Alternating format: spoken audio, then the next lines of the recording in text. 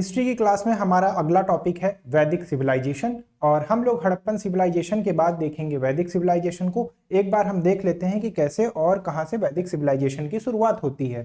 तो देखिए, अभी तक हम लोगों ने स्टोन एज पढ़ा और स्टोन एज के बाद हम लोगों ने देखा कि कैसे स्टोन एज के बाद हमारा चाल्कोलिथिक एज शुरू होता है। चाल्कोलिथिक एज शुरू होता है और इसके अंतर्गत हम लोगों ने हड़प्पन सिविलाइजेशन को देखा कि कैसे हड़प्पन सिविलाइजेशन हमारी पनपती है। फिर हम लोगों ने देखा कि कैसे फर्स्ट अर्बनाइजेशन था, ये हमारा फर्स्ट अर्बनाइजेशन था, कैसे हमारा फर्स्ट अर्बनाइजेशन था। और उसके बाद हम देखते हैं कि कैसे ये डिक्लाइन हो जाता है, कैसे डिक्लाइन हो जाता है। और हम देखते हैं कि अराउंड 1700 बीसी 1700 बीसी ये डिक्लाइन की ओर चला जाता है। और फिर इसके बाद वैदिक आर्यों के बारे में हमें जानकारी मिलती है, वैदिक आर्य सिविलाइजेशन। ठीक है, वैदिक या आर्य सिविलाइजेशन के बारे में हमें जानकारी मिलती है और हमें यह पता चलता है कि कुछ इतिहासकारों का मत है कि हमें यह पता चलता है कि ये वाला जो एरिया है ये पोस्ट हड़प्पा एक नया सिविलाइजेशन यहां आता है और उसका नाम है वैदिक सिविलाइजेशन। और ये समथिंग 1500 बीसी के अराउंड हमें देखने को मिलता है। तो आज हम लोग वैदिक सिविलाइजेशन को स्टडी करेंगे और देखेंगे। तो वैदिक सिविलाइजेशन को स्टडी करने से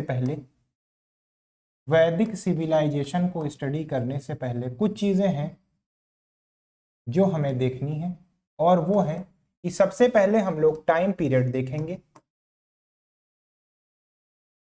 टाइम पीरियड को देखेंगे। फिर लोकेशन की बात हम लोग करेंगे, ठीक है, लोकेशन की बात करेंगे। उसके बाद हम लोग देखेंगे कि इनकी कैरेक्टरिस्टिक क्या थी। लोकेशन के बाद हम लोग देखेंगे सोर्सेज, और उसके बाद हम लोग देखेंगे कैरेक्टरिस्टिक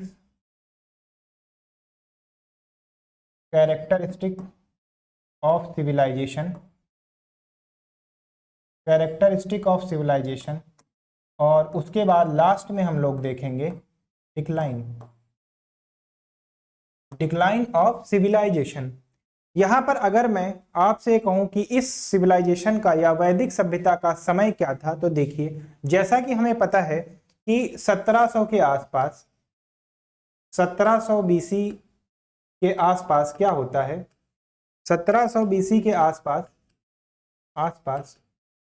हड़प्पा सभ्यता का पतन हो जाता है। हड़प्पा सभ्यता का पतन हो जाता है, ठीक है, हड़प्पा सभ्यता का पतन हो जाता है। और फिर हम देखते हैं कि पतन के बाद टूटी बस्तियां मिलती हैं, टूटी बस्तियां हमें मिलती हैं, टूटी बस्तियां, बेतरतीब घर, ठीक है, बेतरतीब घर और कच्चे मकान देखने को मिलते हैं, ठीक है, और कच्चे मकान देखने को मिलते हैं। ये सब क्या है कि हड़प्पा सभ्यता के पतन की विशेषताएं थी, क्योंकि हड़प्पा सभ्यता हमें पता था कि एक पूरी तरीके से नगरीय सभ्यता है, ठीक है, एक पूरी तरीके से नगरीय सभ्यता है। और वैदिक सिविलाइजेशन के समय की अगर हम बात करें तो इसको पढ़ने के लिए इसका जो कालखंड है वो देखिए 1500 बीसी से लेकर और 600 बीसी तक का समय है, जिसमें इसको हम दो भागों में डिवाइड करते हैं। एक है हमारा वैदिक सिविलाइजेशन, एक है हमारा वैदिक सिविलाइजेशन। और ये जो वैदिक सिविलाइजेशन है इसका टाइम पीरियड है 1500 से 1000 बीसी का, ठीक है, 1500 से 1000 बीसी का इसका टाइम पीरियड है। और जो दूसरा है जिसे हम कहते हैं लेटर लेटर वैदिक सिविलाइजेशन, लेटर वैदिक सिविलाइजेशन, और इसका जो टाइम पीरियड है वो है 1000 बीसी से 600 बीसी तक का समय। ठीक है, तो ये हमारा टाइम पीरियड निकल कर आ गया कि वैदिक सिविलाइजेशन और पोस्ट वैदिक या लेटर वैदिक सिविलाइजेशन का टाइम पीरियड क्या है। ठीक है, अब अगर हम देखें कि आखिर इस टाइम पीरियड के सोर्सेस क्या हैं, कैसे हमें पता चला कि ये टाइम पीरियड है, तो देखिए दो इंस्क्रिप्शन है जिनसे हमें ये पता चलता है। जो पहला इंस्क्रिप्शन है जिनसे हमें इस बात की जानकारी मिलती है, तो उस इंस्क्रिप्शन का नाम है बोगस गोई, बोगस गोई का अभिलेख। ठीक है, या हम इसको ऐसे लिख सकते हैं, बोगस गोई, बोगस गोई अभिलेख। और ये कहां पर है, ये ईरान में है। और जो दूसरा अभिलेख है उसका नाम है कस्सी इंस्क्रिप्शन, कस्सी इंस्क्रिप्शन। और ये कहां का है, देखिए भाई ये अराउंड 1400 बीसी का है। ठीक है, ये अराउंड 1400 बीसी का है। और अगर बोगस गोई अभिलेख की हम बात करें तो ये 1600 बीसी का है। ये 1600 बीसी का,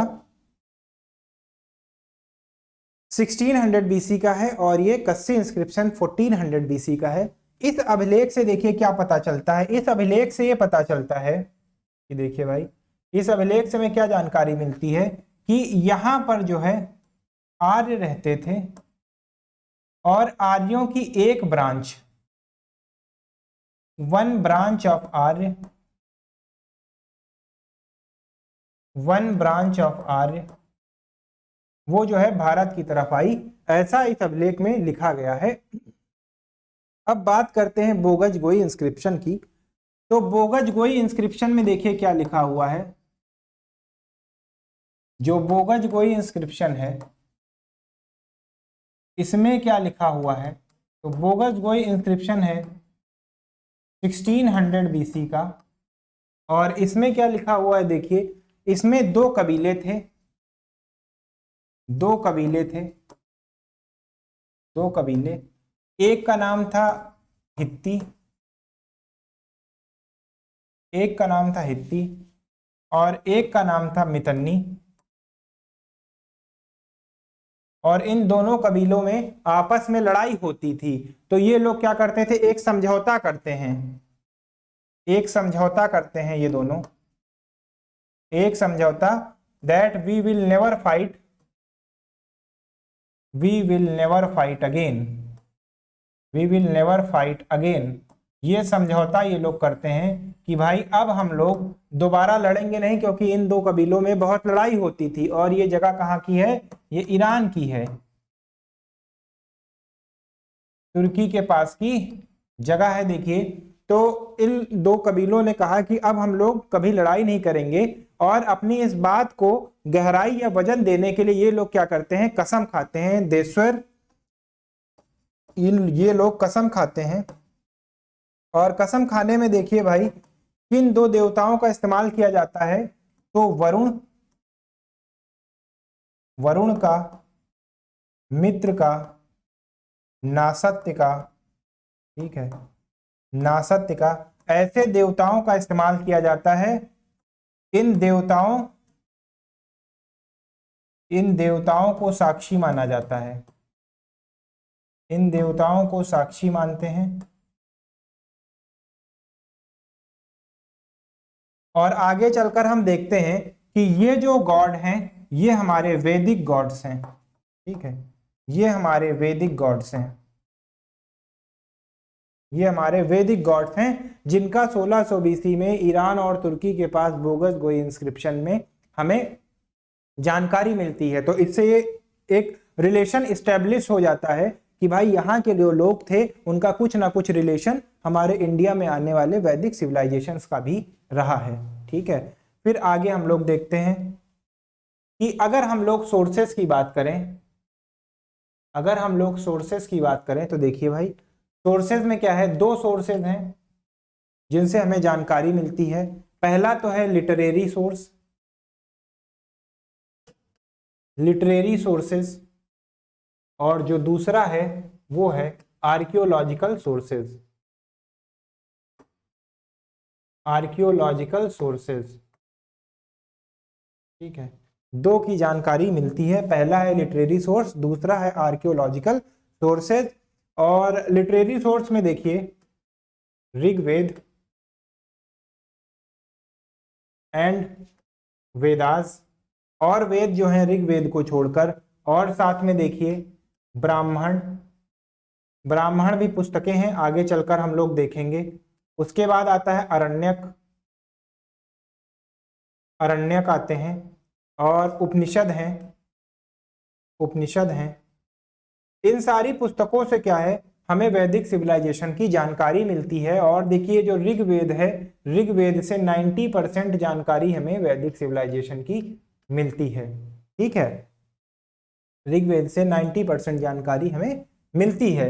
आर्कियोलॉजिकल सोर्सेज में हम देखें तो देखिए यहाँ पर एक महत्वपूर्ण चीज निकल कर आती है, पॉटरी। और पॉटरी देखिए OCW या ओचर कलर्ड पॉटरी, और दूसरा है देखिए, एक है पॉलिश्ड पॉटरी,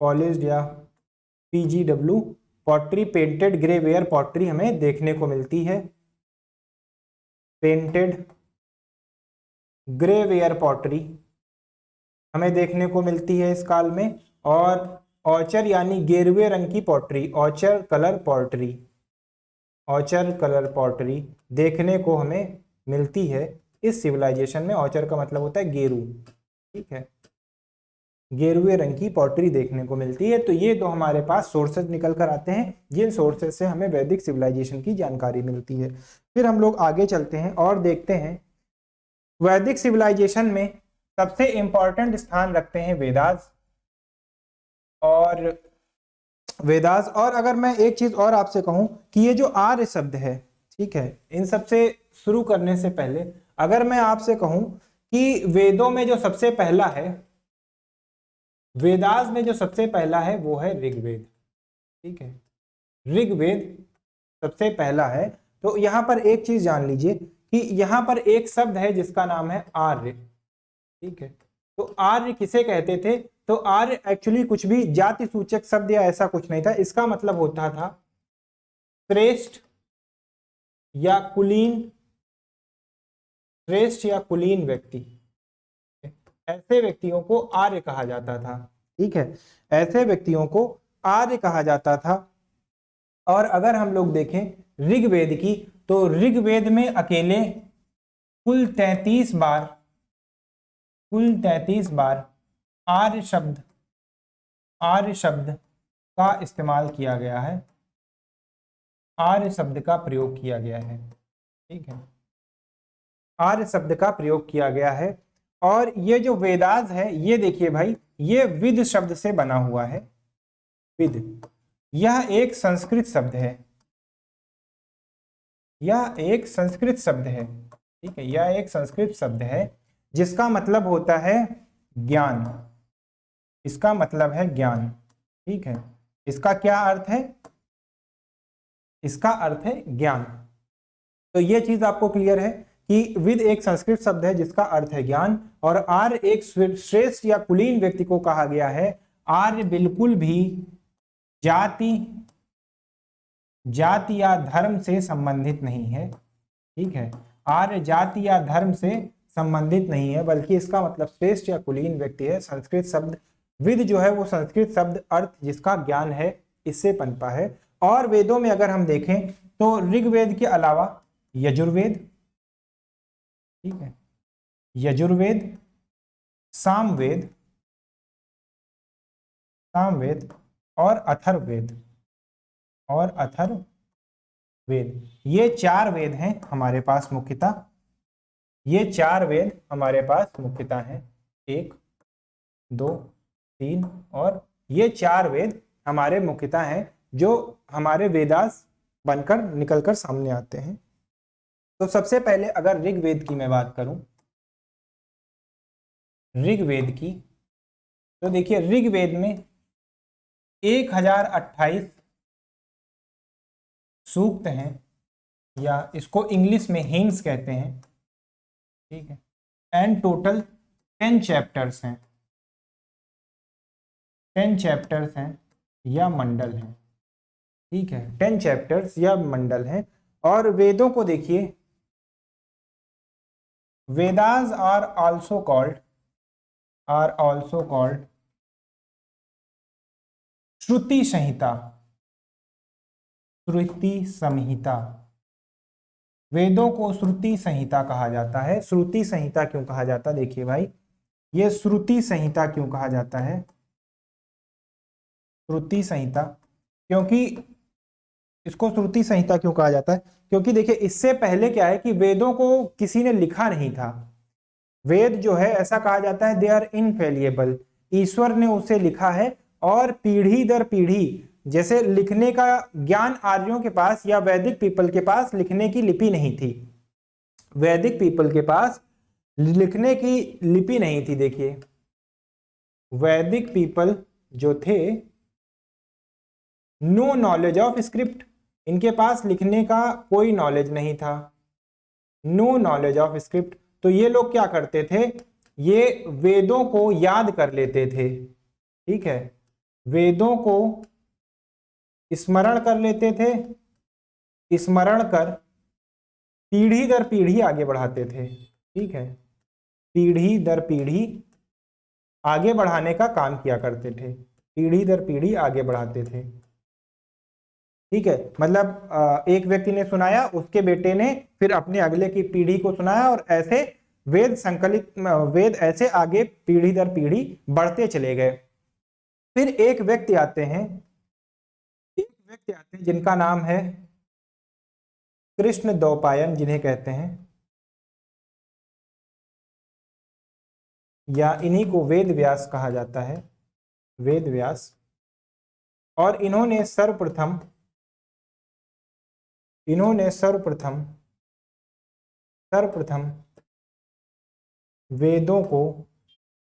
वेदों को संकलित किया है, लिखा नहीं है, ठीक है, संकलित किया, ठीक है, मीन्स कलेक्ट किया इन्होंने, ठीक है, कलेक्ट किया, संकलित करके, और फिर कलेक्ट करके राइट डाउन किया। मतलब ये इनके अपने विचार नहीं थे, और चूंकि वेद स्मरण की वजह से पीढ़ी दर पीढ़ी सुनाकर एक दूसरे को आगे बढ़ाया जाता था, इसलिए इसको श्रुति संहिता भी कहा जाता है। तो ये चीज याद रखिएगा, ये वेदों को श्रुति संहिता, और किसने लिखा था? वेद व्यास ने सबसे पहले संकलित किया था। इन चीजों को याद रखिएगा। उसके बाद हम लोग आगे बढ़ते हैं। तो देखिए 1028 सूक्त हैं, 10 चैप्टर्स हैं, और 10 चैप्टर्स कौन कौन से हैं इसमें देखिए, जो 10 चैप्टर्स हैं, 10 चैप्टर्स इन ऋग्वेद, ये जो 10 चैप्टर्स हैं, 10 chapters in Rigveda, 1 and 10 are the new edition, जो पहले और 10 हैं, जो पहला मंडल और 10वां मंडल है, वो सबसे बाद में जोड़ा गया है, ठीक है। पहला और 10वां मंडल जो है वो सबसे बाद में जोड़ा गया है, और जो 2 से 7वां मंडल है, 2 से 7 मंडल या चैप्टर्स जो हैं, या चैप्टर जो हैं, इनको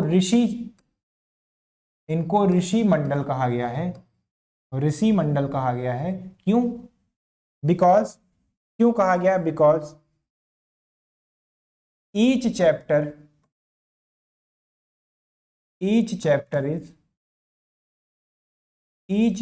is written by a rishi, ठीक है, किसी ना किसी ऋषि के द्वारा उसको संकलित करके लिखा गया है। इसीलिए जो 2 से 7वां मंडल है, इसको ऋषि मंडल भी कहते हैं, और जो पहला और 10वां मंडल है, ये एकदम नया एडिशन है, और हर एक मंडल जो है वो किसी ना किसी ऋषि के द्वारा लिखा गया है। तो इसको हम लोग देखते हैं। देखिए अगर मैं आपसे बात करूं तो ये हो गया पहला मंडल, दूसरा, तीसरा, चौथा, 5वां, छठा, 7वां, 8वां, 9वां और 10वां मंडल ये हो गया।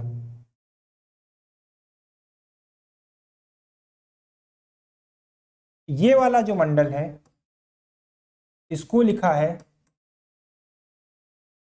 ऋषि भार्गव ने। ऋषि भार्गव ने लिखा है,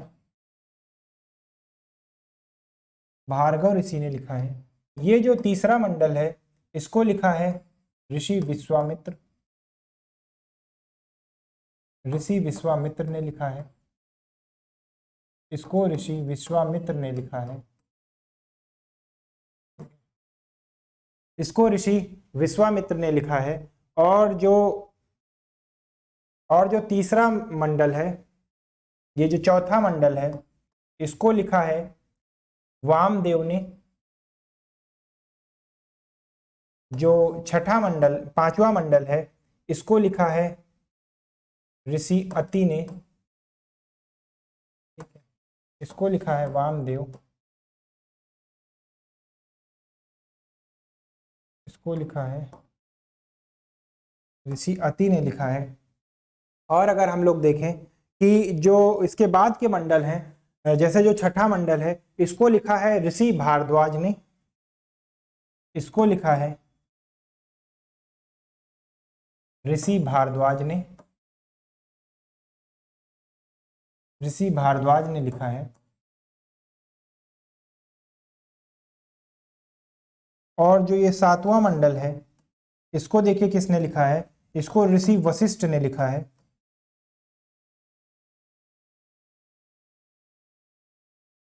इसको ऋषि वशिष्ठ ने लिखा है। ठीक है, इसको ऋषि वशिष्ठ ने लिखा है। और ये जो 10वां मंडल है ये सबसे नया है, ये सबसे नया है। और मैंने आपको बताया था कि ये जो मंडल हैं इनको ऋषि मंडल कहा गया है, इनको ऋषि मंडल कहा गया है। अब यहाँ पर कुछ इंपॉर्टेंट चीजें हैं जिनको हम लोग देख लेते हैं। जैसे जो तीसरा मंडल है, ठीक है,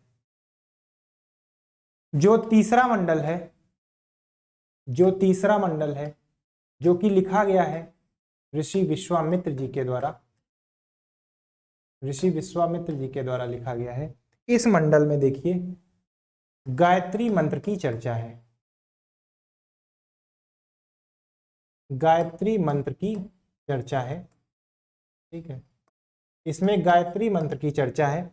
और जो चौथा चैप्टर है, जो चौथा चैप्टर है जिसको लिखा गया है वामदेव जी के द्वारा, इसमें देखिए, इसमें हमें एग्रीकल्चर की जानकारी मिलती है, इसमें हमें एग्रीकल्चर की जानकारी मिलती है, इसमें हमें एग्रीकल्चर की जानकारी मिलती है। और यहीं से हमें पता चलता है कि जो पहले एग्रीकल्चर इंजीनियर थे, फर्स्ट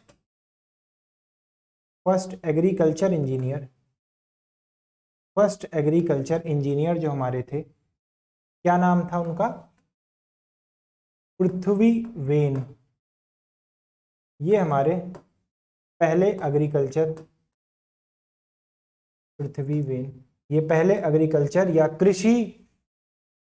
कृषि वैज्ञानिक थे या कृषि अभियंत्रण थे, आप ये कह सकते हैं। तो चौथे चैप्टर जिसको वामदेव जी ने लिखा है, वहां से हमें एग्रीकल्चर की या कृषि की जानकारी मिलती है। उसके बाद फिर आगे हम लोग चलते हैं और आगे हम लोग देखें तो हमारा जो सातवां मंडल है, जो सेवेंथ चैप्टर है, जो सेवेंथ चैप्टर है, इसमें देखिए ये लिखा गया है, सेवेंथ चैप्टर हमारा ये ऋषि वशिष्ठ जी के द्वारा लिखा हुआ है, ऋषि वशिष्ठ जी के द्वारा लिखा हुआ है। और ये जो सातवां चैप्टर है ये पूरी तरीके से सोमदेव को समर्पित है, सोमदेव को समर्पित है, ये पूरी तरीके से सोमदेव को समर्पित है। Lord Som, dedicated to lord Som. Dedicated to lord Som. और इसमें देखिए सबसे पहले दास राग युद्ध का वर्णन मिलता है।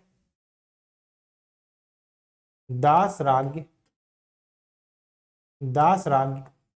युद्ध का वर्णन मिलता है।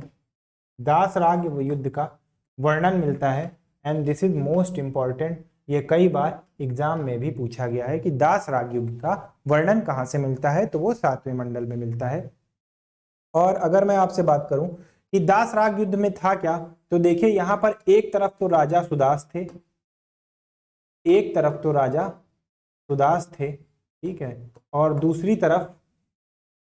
दूसरी तरफ आर्य क्लैन के लोग थे। 5 आर्य क्लैन थे और प्लस 5 अनार्य क्लैन के लोग थे, ठीक। टोटल 10 कबीले थे जो राजा सुदास से लड़ रहे थे, ठीक है, जो राजा सुदास से लड़ रहे थे दास राग युद्ध। और ये किस नदी के किनारे हुआ था, तो भाई ये रावी नदी के किनारे हुआ था, ठीक है, रावी नदी के किनारे हुआ था। और यहां पर देखिए ये जो राजा सुदास हैं, ये क्या था, ये विजयी होते हैं, ये राजा विजयी होते हैं। और यहां पर ये चल क्यों रहा था, तो देखिए विश्वामित्र को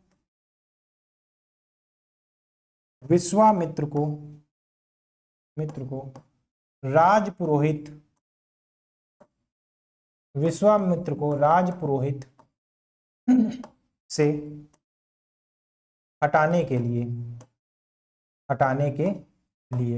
जो विश्वामित्र जी थे उनको राजपुरोहित से हटाने के लिए ये युद्ध लड़ा जा रहा था, ठीक है। फिर आगे हम लोग देखते हैं कि आगे क्या है, तो देखिए जो ऋग्वेद है, Rigveda consist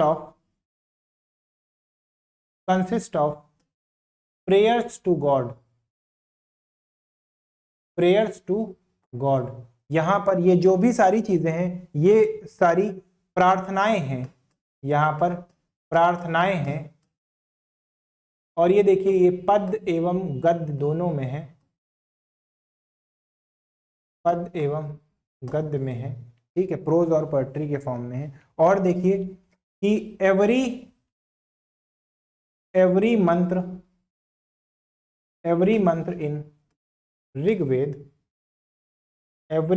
in Rigveda starts with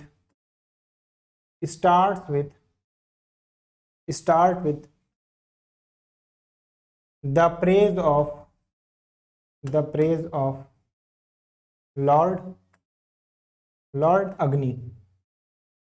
Lord Agni या अग्नि देव जो थे, अग्निदेव की स्तुति से शुरू होता था, ठीक है, अग्निदेव की स्तुति से शुरू होता था। और अग्नि को देखिए देवों का मुख भी कहा गया है, देवों का मुख भी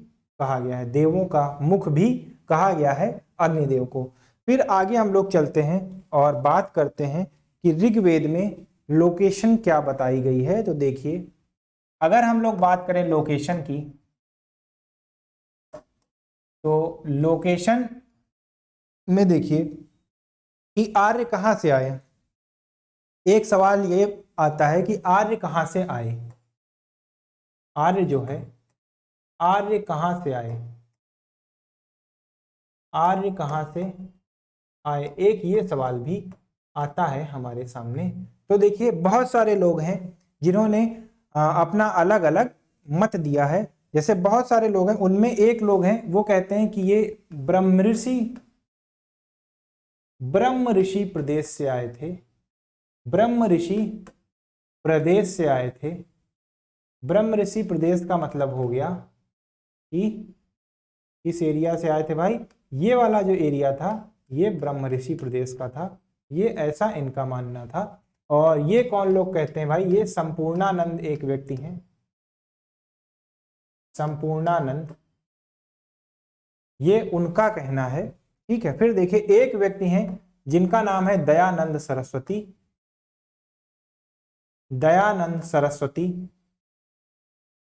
जो हम देखते हैं कि आधुनिक इतिहास में हम देखते हैं कि समाज सुधारक आंदोलनों में अग्रणी रहे हैं। तो ये दयानंद सरस्वती जी कहते हैं कि जो आर्य थे वो तिब्बत से आए थे, वो तिब्बत से आए थे, तिब्बत से आए थे। फिर देखिए एक व्यक्ति हैं जिनका नाम है बीजी तिलक, और ये कहते हैं कि पोल्स से आए थे या ध्रुव प्रदेश से आए थे,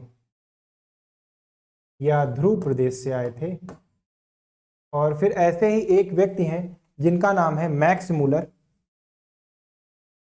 मैक्स मूलर, और ये क्या कहते हैं, ये कहते हैं कि मध्य एशिया, कि मध्य Asia,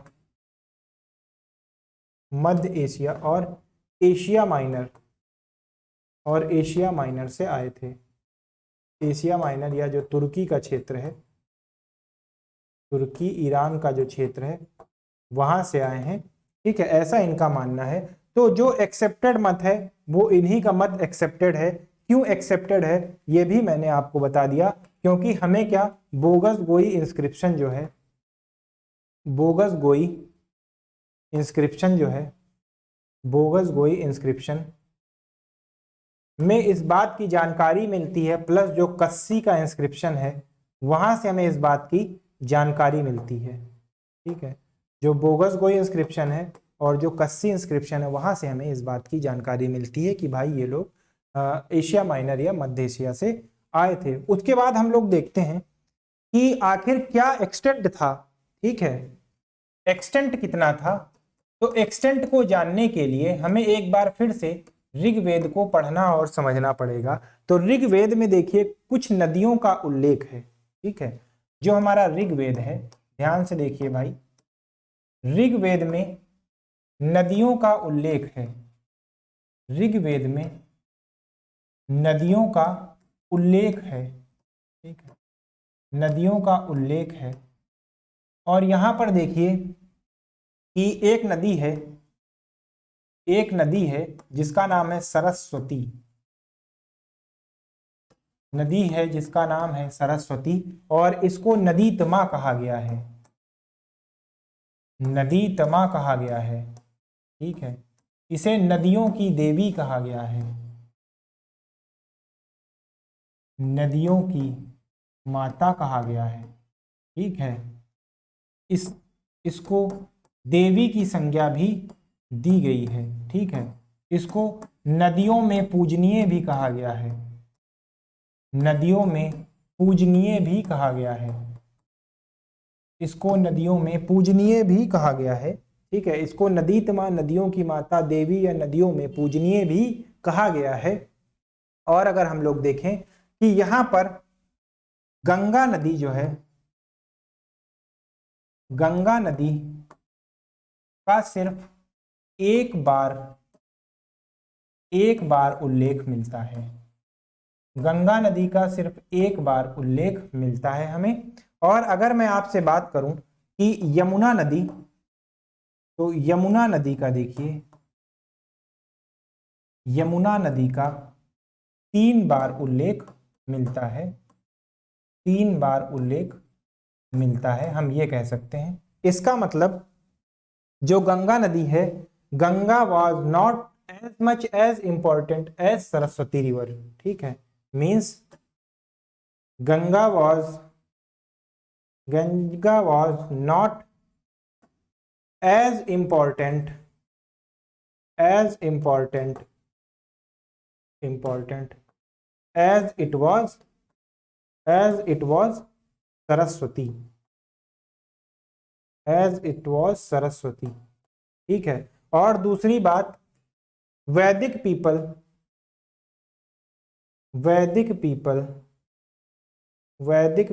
where aware of Ganga river. ठीक है, और ये बात चल रही है, ये कब की बात चल रही है, ये ऋग्वैदिक पीरियड की बात चल रही है, ये ऋग्वैदिक पीरियड की बात चल रही है। मतलब ये एक्सटेंट कब से कब का चल रहा है, ये 1500 BC से 1000 BC के समय में इनका एक्सटेंट था। उसके बाद अगर हम देखते हैं कि उसके बाद हम देखते हैं कि एक कहानी है जो ब्राह्मण से हमारे ब्राह्मण में एक ब्राह्मण है जिसका नाम है शतपथ ब्राह्मण। शतपथ ब्राह्मण एक शतपथ ब्राह्मण है और इसमें देखिए विदेह माधव की कथा है। ठीक है, इसमें विदेह माधव की कथा है, विदेह माधव की कथा। और इस कथा में देखिए, इस कथा में सदा नीरा नदी का उल्लेख है। ठीक है, इस कथा में ये कहा गया है कि मुंह से अपनी अग्नि का एक गोला निकालते हैं और उससे क्या होता है कि जो जंगल है वो जलता चला जाता है, जलता चला जाता है। और कहाँ तक का एरिया जलता हुआ चला जाता है, तो देखिए भाई, ये कहते हैं कि ये है इनकी गंगा नदी और यहाँ पर है गंडक, ये है सदा नीरा नदी। और कहते हैं कि यहाँ से ये वाला जो एरिया है ऐसे जाता है और यहाँ पर जो भी जंगल थे वो जंगल जलते रहते हैं, जलते रहते हैं। और आगे जब सदा नीरा नदी पहुँचती है, जब सदा नीरा नदी के पास पहुँचते हैं तो वो आग बुझ जाती है। इसका मतलब ये लोग बिहार का जो क्षेत्र है उससे परिचित हो गए थे। और ये कब की कहानी है, ये लेटर वैदिक पीरियड की कहानी है। ये लेटर वैदिक पीरियड की कहानी है। क्यों?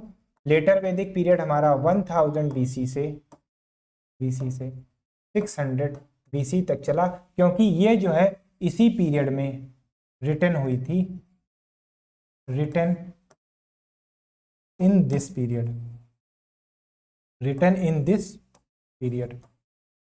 ठीक है, तो ये इस पीरियड में लिखा गया था। यानी अगर हम कंप्रेहेंसिवली देखें कि इनका क्या एरिया था, तो हम ये कह सकते हैं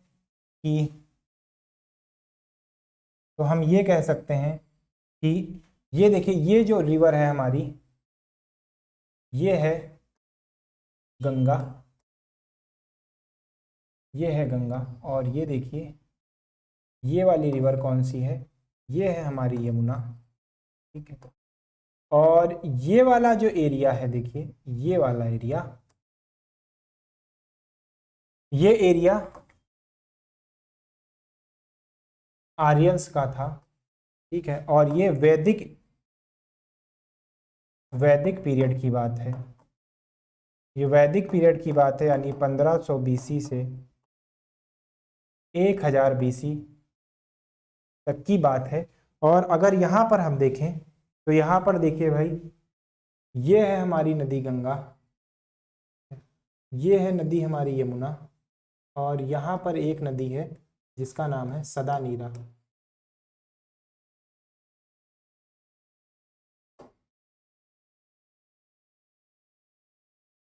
सदा नीरा, इसको प्रेजेंट टाइम में आज गंडक नदी के नाम से भी जाना जाता है। और ये वाला जो एरिया है, अब देखिए भाई, ये वाला जो एरिया है, ये अब आर्यंस का एरिया हो गया। ठीक है, और ये है हमारा लेटर वैदिक पीरियड। ये लेटर वैदिक पीरियड हो गया 1000 BC से 600 BC का टाइम पीरियड। ठीक है, तो ये हमें पता चला कि कैसे ये एरिया यहाँ से यहाँ तक कैसे इन लोगों ने एक्सपेंड किया। ठीक है, कैसे एक्सपेंशन हुआ, इस चीज़ की जानकारी हमें मिलती है। उसके बाद आगे हम चलकर देखें तो देखिए भाई कि कुछ अन्य नदियां हैं जिनका उल्लेख मिलता है। जैसे देखिए, जो सिंधु रिवर है, सिंधु को आज मॉडर्न नेम्स की अगर हम बात करें, मॉडर्न नेम्स,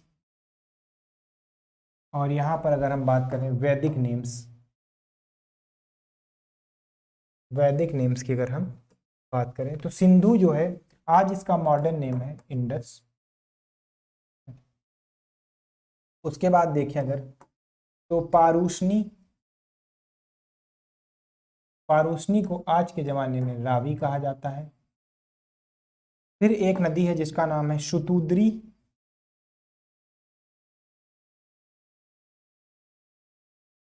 और फिर एक नदी है उसका नाम है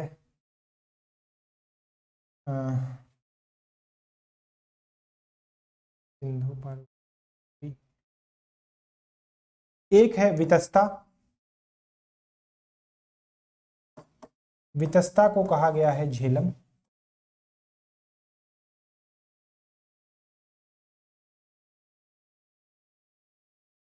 वितस्ता को कहा गया है झेलम।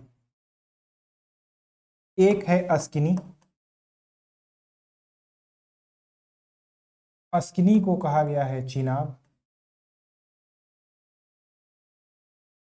एक है विपस्य, और इसको कहा गया है ब्यास। शतुद्री को कहा गया है सतलज। और फिर देखिए कुछ रिवर हैं जैसे कुबा,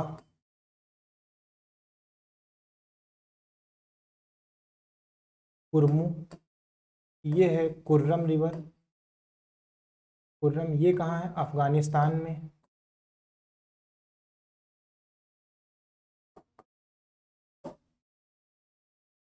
ठीक है, ये अफगानिस्तान की रिवर है। एक रिवर है जिसका नाम है गोमल, गोमती रिवर है, गोमती रिवर को कहा गया है। और फिर एक चीज और देखिए भाई कि यहाँ पर जो गाय है, ठीक है, गाय, गाय को बड़ा स्कैर्ड माना गया है, बहुत पवित्र माना गया है। तो यहाँ से हमें नदियों की के बारे में उल्लेख मिलता है, और ये सब हमें ऋग्वेद से जानकारी मिलती है। ऋग्वेद से हमें इन सारी चीज़ों की जानकारी मिलती है। ये मोस्ट इम्पॉर्टेंट है, अगर एग्जाम पर्सपेक्टिव से बात करें तो ये बहुत इम्पॉर्टेंट है। और आगे चलकर क्लास में हम लोग देखेंगे कि हमारा यजुर्वेद, यजुर्वेद को देखेंगे। यजुर्वेद के बाद हम लोग सामवेद को देखेंगे, सामवेद को देखेंगे। फिर हम लोग अथर्ववेद को देखेंगे, अथर्ववेद को देखेंगे, और समझेंगे कि ब्राह्मण क्या है, ब्राह्मण क्या है, अरण्यक क्या है, अरण्यक क्या है, और उपनिषद क्या है। ठीक है, इन सारी चीज़ों को हम लोग देखेंगे। तो आज की क्लास में इतना ही। कल से हम आगे अगली क्लास से अपना टॉपिक देखेंगे।